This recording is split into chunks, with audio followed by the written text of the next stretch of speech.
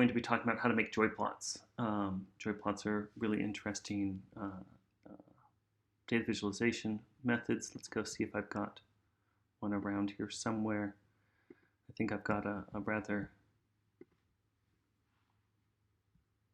strange joy plot. So joy plots or ridgeline plots are named after, the joy plot is named after the cover of Joy Division's album, some album, which I believe is like pulsar intensity or something. And you can see that. The whole idea is that you've got this sort of chart or series of charts that are your typical sort of XY charts, except that they're laid in this isometric way across from each other. And we can make joy plots in Semiotic. It's pretty straightforward. It's the challenge with Semiotic, with building these kind of plots and the charts in this sort of area, really in my mind has to do with the kind of data that the particular frame in Semiotic expects. So Semiotic has these three kinds of frames for doing data visualization: XY frames for showing XY data, like scatter plots and line charts, like we've been working with in the last couple of streams. Network frame for network data. I did a stream on hierarchical data visualization. That's kind of networks. And there's also an ordinal frame, and ordinal frames are for showing ordinal data and measuring the range across that ordinal data.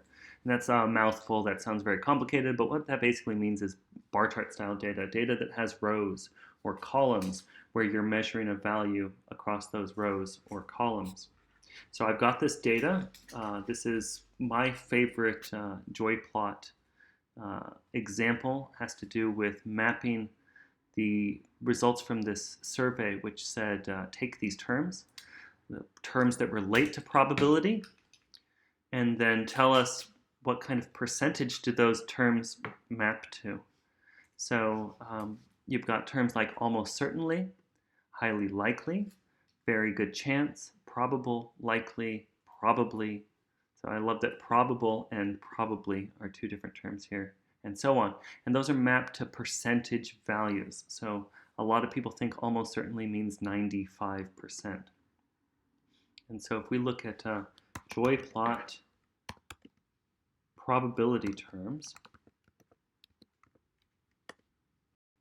you'll see the common example for this in R, using this lovely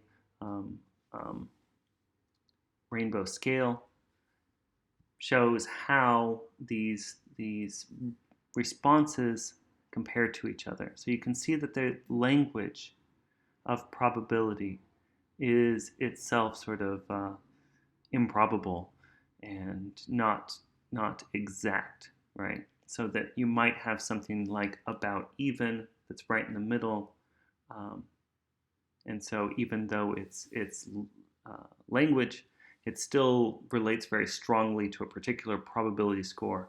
Or something like we doubt, which depending on who you talk to could mean anything from 95% all the way down to 5%. So it's much more unsure. So let's take a look and see how to make a chart like this. So we've got the results.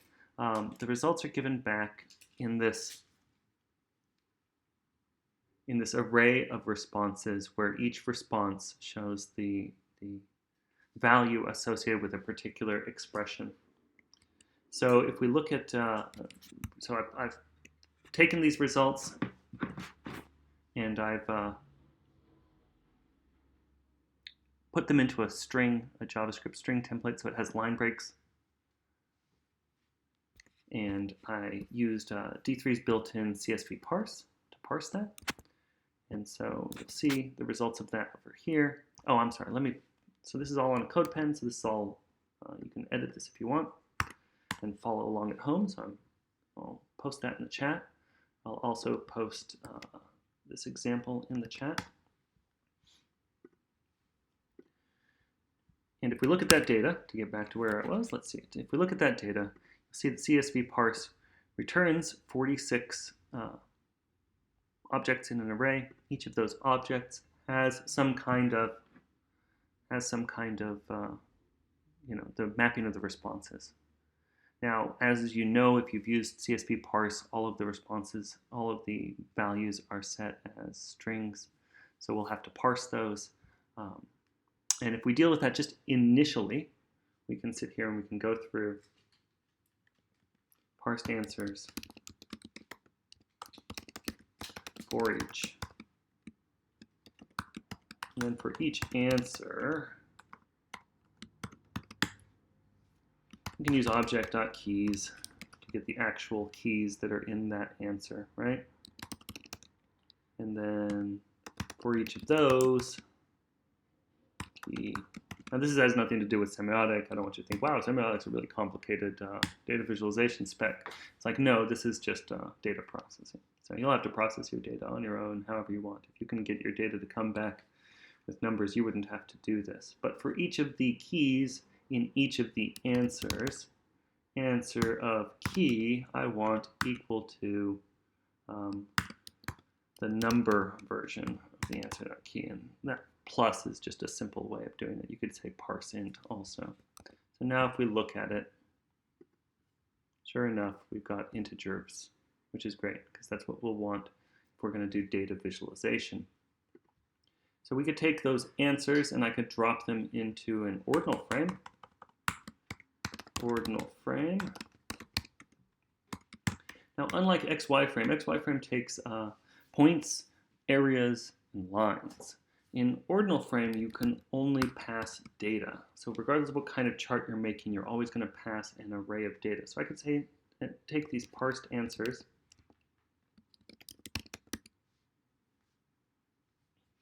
I can take these parsed answers and I could chart them on this ordinal frame.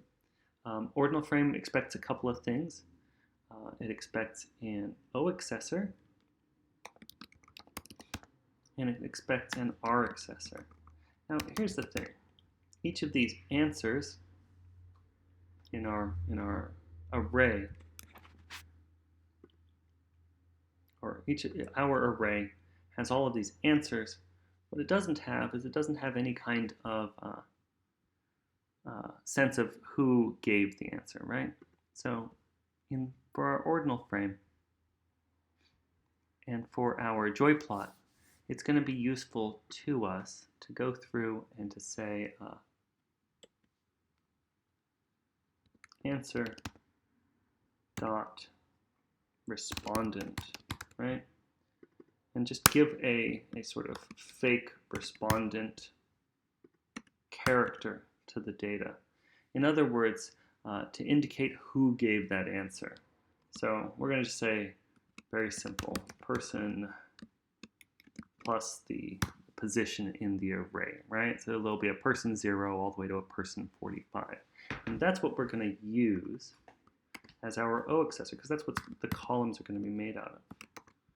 And then our R accessor is going to be, if we look at the data, let's look at, say, about even, right? Let's see what about even looks like across all of our respondents. About even. Now, this is not going to be a joy plot. It's going to be a bar plot, a bar chart. That's what we're going to look at first. And why aren't I getting any kind of response?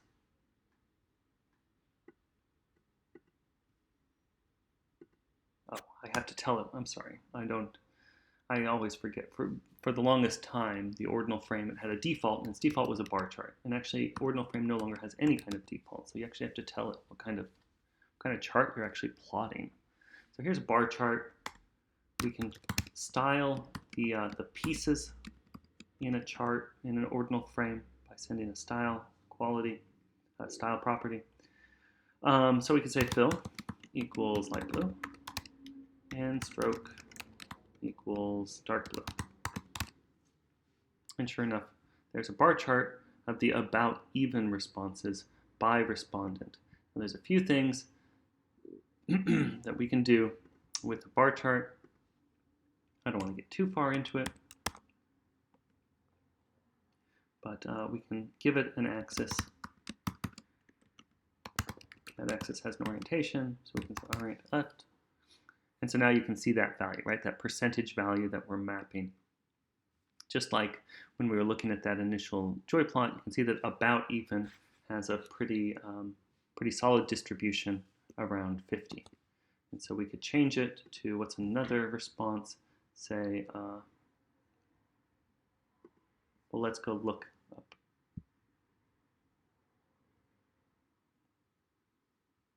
Say we downed.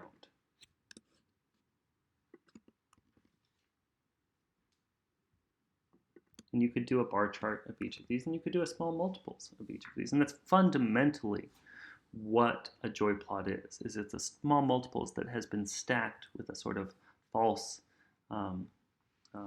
projection to lay things out one after another.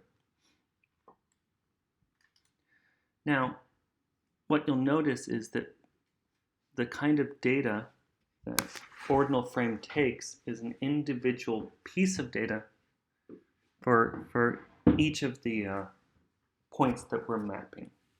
And so if we did something like we showed these as rather than bar, we showed them as points, you can see that we've only got one point of data for each respondent. And really what we want, if we're going to map those joy plots, if we're going to compare the responses across the categories of language, then we're going to need one point of data for each of the categories of language and each of the respondents. And this, I think, is the most challenging part of dealing with OrdinalFrame. I say that every time I talk about OrdinalFrame. So we're going to say atomic data. I call it atomic because it's sort of atomized, right? It's broken down into individual pieces. We're going to make that into an array. And then as we walk through this parsing example here where we're formatting data, instead we're going to say, we're going to take atomic data and we're going to push into atomic data an entirely new object, right? That's going to have a value equal to whatever answer.key was. We'll still give it this respondent quality so that we can, whoa, code pen kind of hard to push around. We'll give it the same respondent kind of characteristic so that we can group this by respondent. Maybe we'll want to do that later. And then we want the actual response.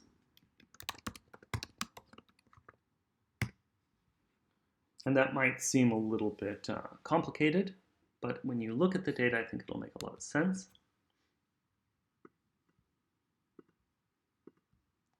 So instead of logging that parsed answers, let's go log. I'll save this. I think that I have to save it to update it so that you guys see what's going on, so you can go and load it on your own. If I look at that atomic data, you'll see it's a significantly larger array of data, as you'd expect.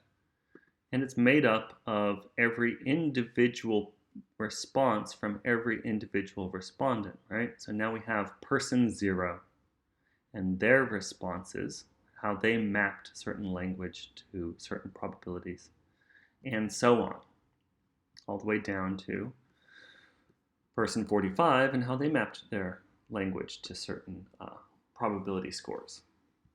So now instead of the initial data, we could take that data, and we no longer have a we doubt column, so it won't know how to map that. Instead, we're mapping a value column. And here now we've got this map of responses from each respondent by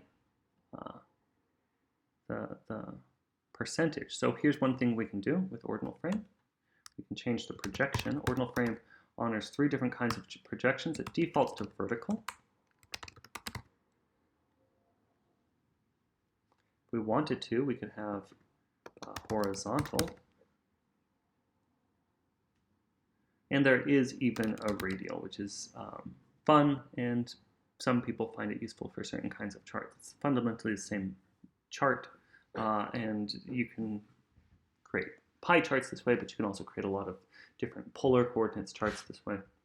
We'll stick with horizontal because I think that matches our view a little bit better. I'm going to stretch things out. The size of a frame defaults to 500 by 500, so instead we'll make this 1000 by 500. See how that looks. Maybe a little bit longer. I can never remember what size screens these are. And it's given us a margin. It's tried to adjust the margin to show the values in the axis. But we can give it more margins everywhere so that it'll be a little bit more readable.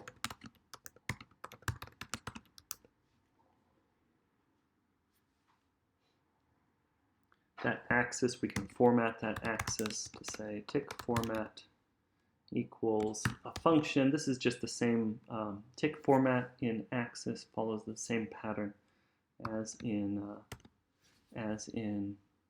D3 axis. You take a function and you could return some kind of adjusted string value of whatever the tick was. So we could then make it say %. And now I've got too many ticks, so I could pass more tick values, or I could pass specific tick values. And you could build this in a function, or you could do what I'm doing right now where I'm literally hand typing them. What's nice about semiotic is that while you can follow the D3 pattern and you could return just this, right? You could return just the string value. You can also return JSX, SVG JSX.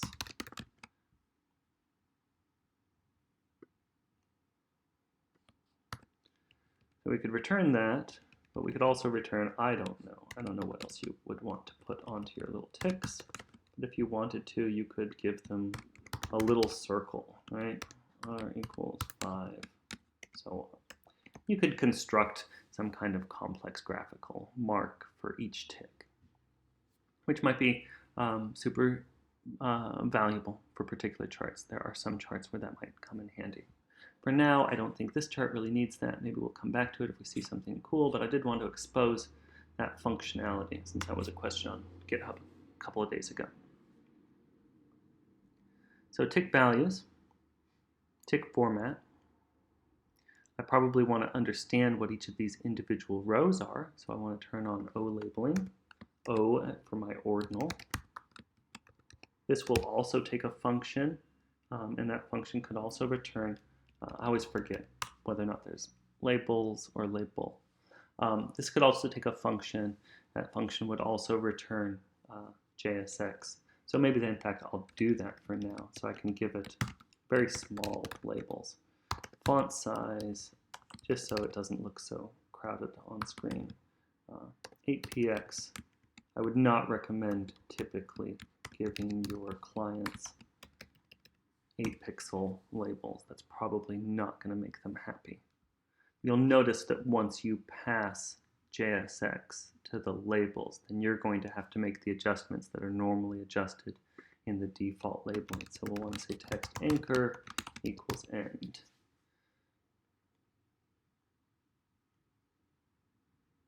Oops, that's not JSX. There we go. How about that? All right.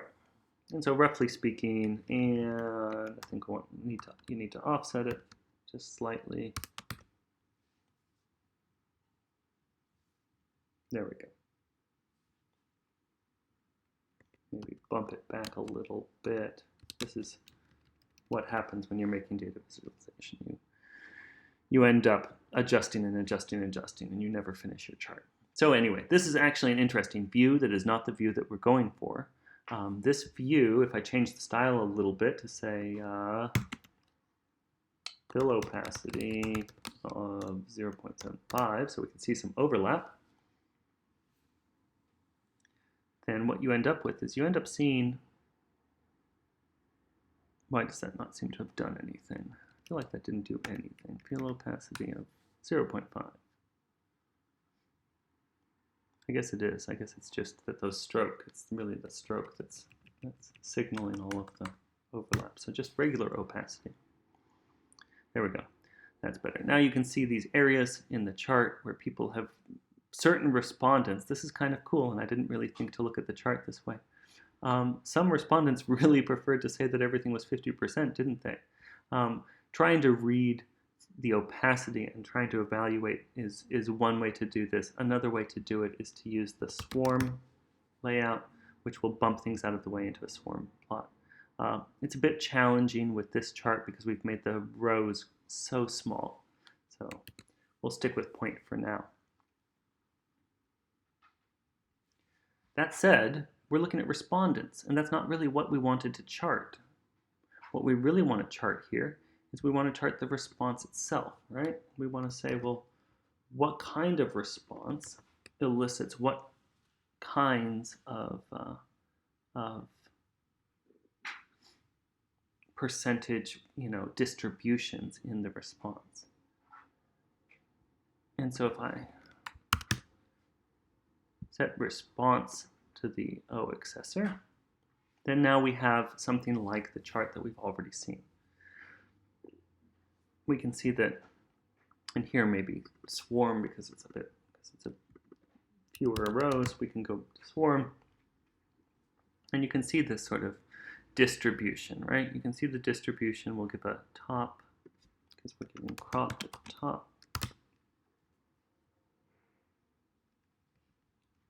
Given how little space I have, I'm actually going to take some time and adjust this a little bit because there's so little space to work with here on CodePen. I like it. I still prefer it. That's why I'm using it.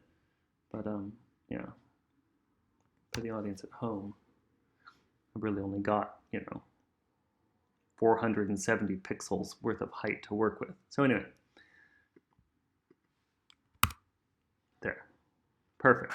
I'll never touch it again. You can see the response, right? You can see the almost certainly, highly likely, very good chance, probable, likely, probably, and so on.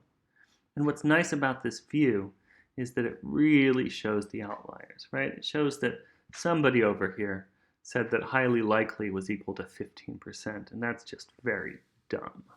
And probably not the result, probably, I'll say it's highly likely that that was, a mistake or just, not an honest response, because I can't imagine how highly likely meant 15%. We believe all the way down here at 5% when most other respondents put it up at 45 or more, when all of the rest of the respondents, in fact. And so when we're talking about distributions, when we're talking about this kind of thing, we can look at it as these swarm plots. We can look at it as these dot plots. But Semiotic has built into the OrdinalFrame functionality to evaluate the actual distributions, the summary of all of the values in a column. And that's what's called a summary type. And there are a few kinds of summary types. We're going to eventually settle on the joy plot, but one of the most common is a boxplot. And if we pass some summary style, right now all we're seeing, because we haven't styled that boxplot, is we're just seeing it's the fat range between the first and third quartiles. And now that with it styled, you can see that it's properly encoding that distribution. And in fact, I can get rid of that distribution now, get rid of the swarm plot, and just look at a box plot, and now I can see that same, outlier encoding. About even is so tightly distributed around 50% that the median line is the same as the full distribution from the first and third quartiles. I've never seen that before with Boxplot. That's pretty cool, and I'm glad that it rendered properly. I would have not been surprised if it had turned out to not render properly. You can use O-padding if you feel like these things are too close to each other and you want a little bit of padding between each of the columns. If you, that is, use it in the right formatting, and that'll give you a little bit of space between them, so they'll be a little bit more readable. There is, and I'm not going to get into it in too much detail, there is in Boxplot you actually have the ability to pass a more complex layout that can style each of the individual pieces of a box plot differently. You'll notice that there are a lot of different modes for styling box plots. So this is sort of the traditional one, where if you send it some kind of fill color, it'll do it as it'll use that line, the stroke lines, to stroke the interquartile range and to stroke the whiskers that go out to the min and the max. But you might want to not have whiskers that look like this, or you might want the upper interquartile range to be styled differently from the lower interquartile range. And those are all available, and I'll probably do an example of that next time. I don't want to get into this because my goal here was to get into making joy plots. And one of the things that I don't have here is I don't have any nice colors, and I like to have colors. So I'm going to get some colors. So I'll go to Categorical, and I'll get some simple ordinal colors to allow me to distinguish between these respondents. And Categorical, for those of you who aren't aware, I don't know how it couldn't be, it's all over the place. It's just a site that lets you generate a bunch of colors. I want my colors to be a little bit lighter. Actually, I don't care. I'll just let it generate whatever colors, and I will leave it up to the Categorical to tell me what a good set of colors is. And what it'll do is it'll try to generate colors that are actually measurably perceptually different. And if it can't, then it'll actually come back and tell you I could only generate 17 colors given your settings. But since I gave it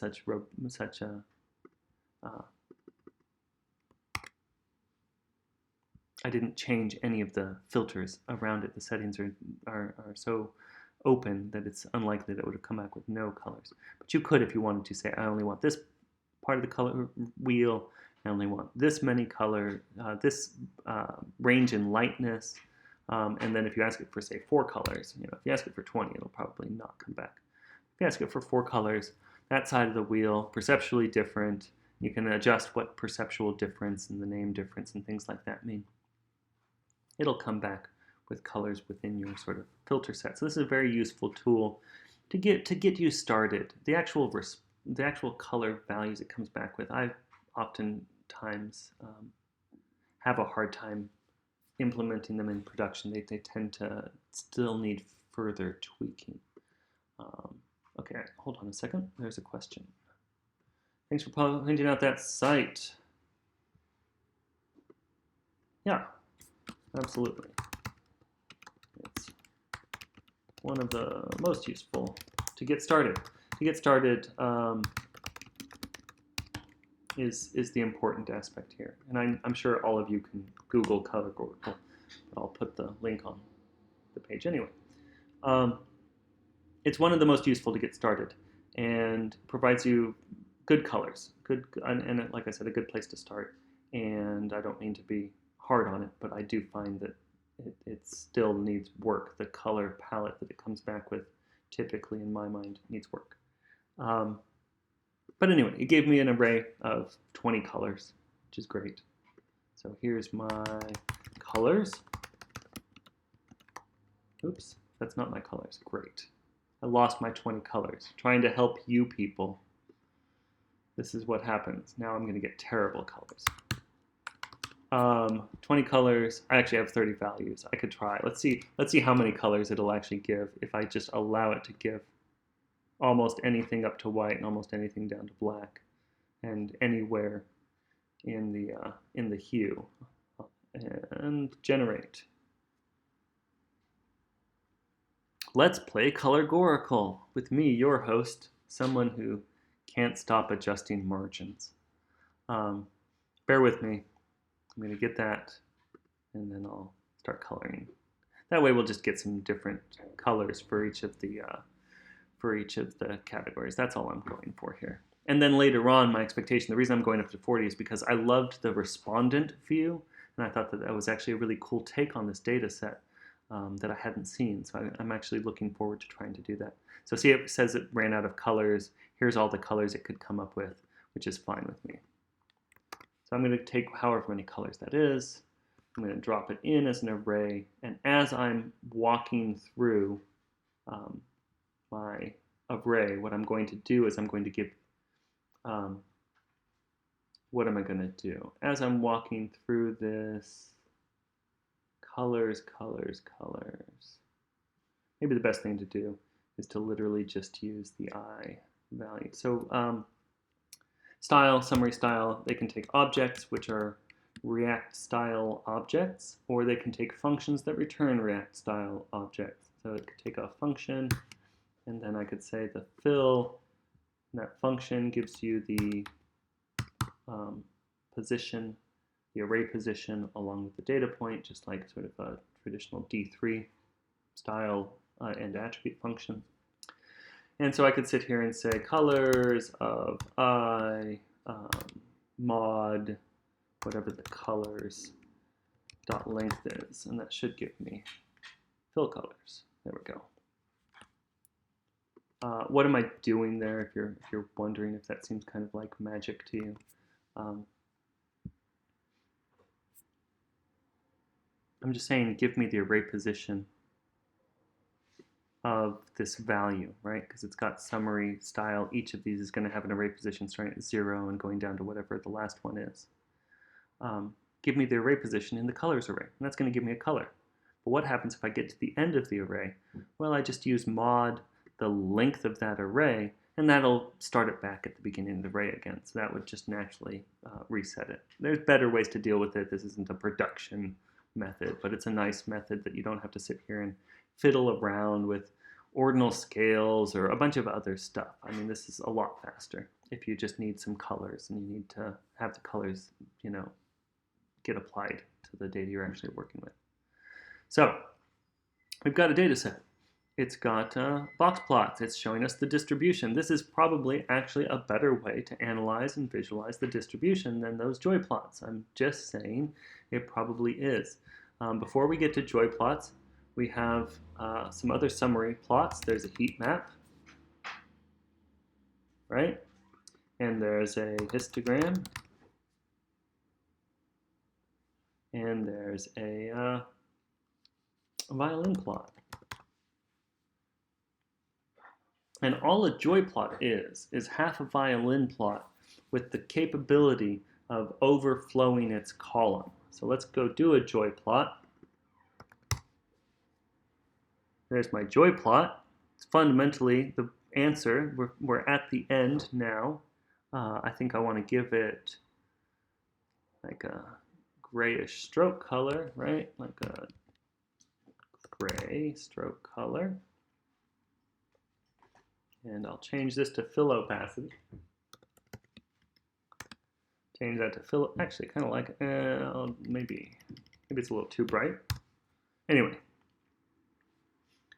So what did I say that a joy plot is? A joy plot is a half a violin plot that is capable of overflowing its column, but it's not overflowing its column, and that's because by default a joy plot doesn't do that. You have to send it a complex summary type, and a complex type means that it's an object of type whatever that string was. So if you want to adjust settings like the number of bins that you're binning things in, or your other settings that go into calculating these complex summary types, this is how you do it. In the case of a joy plot, there's something called amplitude. And amplitude is literally the number of pixels that it's allowed to flow outside of its column. So we can change the amplitude until it gets to the point where you feel like it looks like the joy plot you want. You'll notice that, that the scales of the individual charts of the individual columns are all shared. That's by default. There are other complex settings so you could change it so that you had one scale, so you had an internal scale for each column. And there is a joy plot. That's a joy plot of your response data. Take a little picture of it, because that's nice. And I'll save that. And to be clear here, we started with the individual pieces, right? So we could just show that along with the joy plot, and you'd see them. That's literally all joy plot's doing, is encoding that, that distribution with sort of a false overflow. And it's a useful chart. I found it very useful. I found that it's really plays well with certain audiences. So we are using joy plots in production at Netflix. That's what I'm trying to say. Like there are joy plots and people like them and prefer them over stacked area plots in certain applications.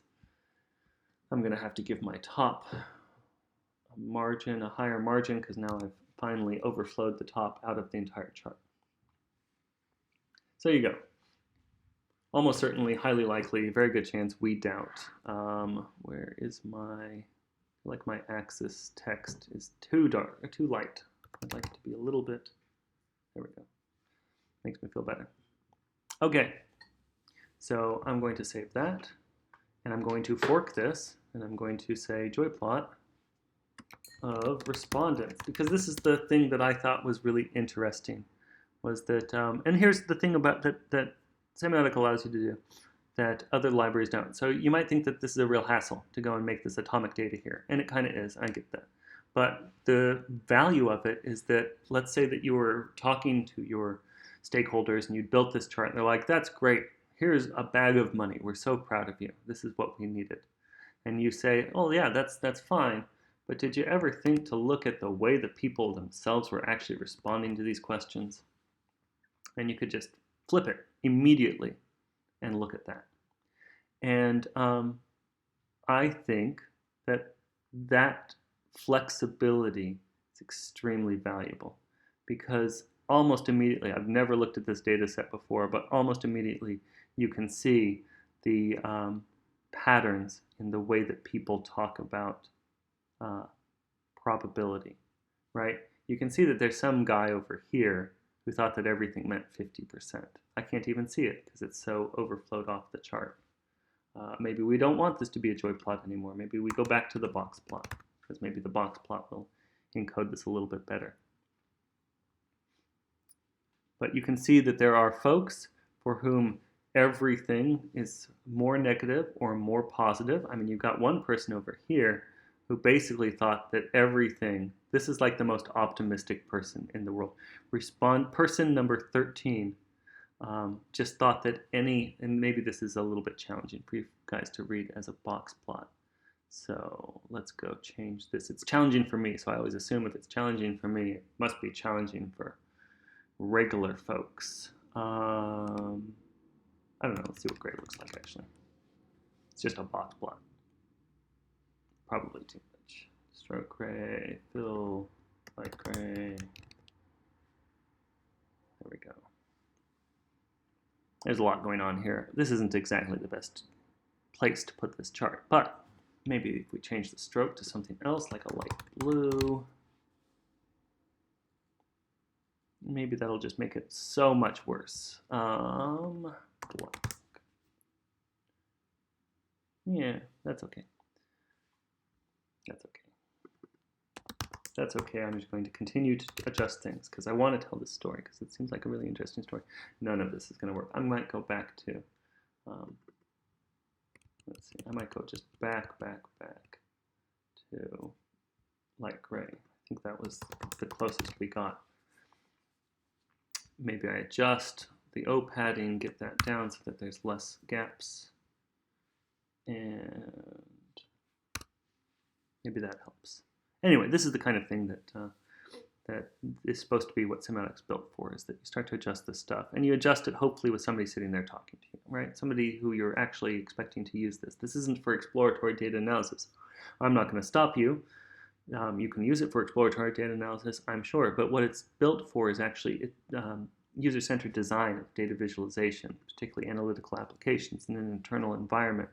So when you're sitting here talking to somebody who's asked for something, you want to give them, you want to be able to respond quickly to different paths with the data visualization. So look at this. This is kind of cool. If you look at this as a box plot of respondents, you can see that most people, the median value is right there at 50%, which makes a lot of sense for this kind of response. And then you see some folks who the median value is 85%. And then some folks, the median value is 38%. The person who is over here, I mean, like, their lower interquartile range ends at 50%. Like I said, this is the most optimistic person in the world. You've got another person who median value 50%, but when you look at the interquartile ranges, this is a very negative person. This is somebody who needs to go talk to a therapist. I mean, look at that. It's just, I mean, I think frankly this person needs to talk to a therapist too. That is not realistic. But I think it just provides this excellent view into the data, this ability to see just how this flip side of the data. I'm just tickled. I'm particularly happy with this, and I'm so happy I'm just going to repeat myself about that over and over again. So rather than do that, I will turn on some little bit of functionality for you. So for those of you who've used ordinal frames, you know that it's got hover annotation. Hover annotation is great, right? And so you can turn on hover annotation, and you can get annotation of each individual row. In this case, a row is a person. You could also have piece annotation, and piece annotation, piece hover annotation. Piece hover annotation is going to annotate each of those individual dots that made up these things. So you could go and dig through here and eventually find like each of these individual responses. Now, just they're not being displayed. I'd have to turn that on. I say type equals point, but this is basically what piece hover annotation is activated on. Okay, it's giving you a hover on each of the pieces that makes this up. Finally, there's actually a summary hover annotation.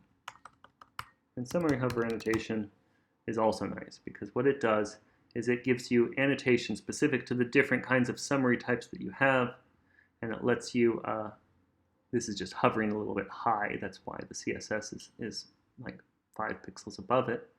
But this allows you to set, in fact, here, why don't I adjust that so it doesn't look so off.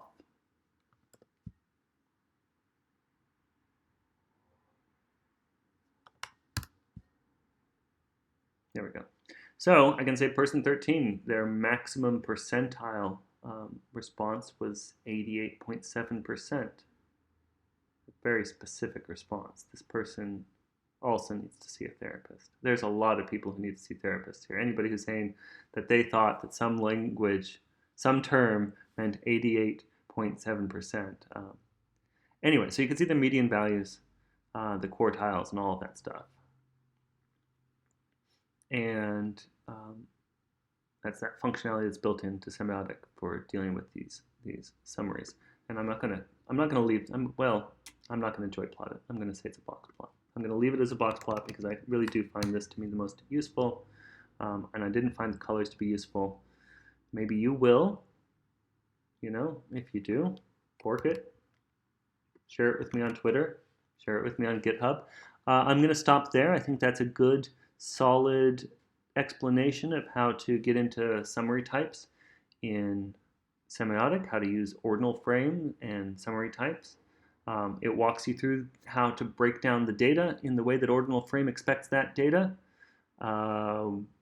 We took a step over into Categorical, and we built a joy plot, and then we built a box plot, and we looked at box plot of several people who need therapy. That's the lesson for today.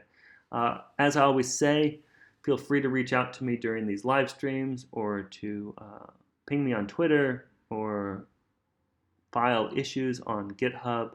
I would love to hear how you're using this or how I could make it more useful for you. I hope that this was helpful, and I will see you the next time.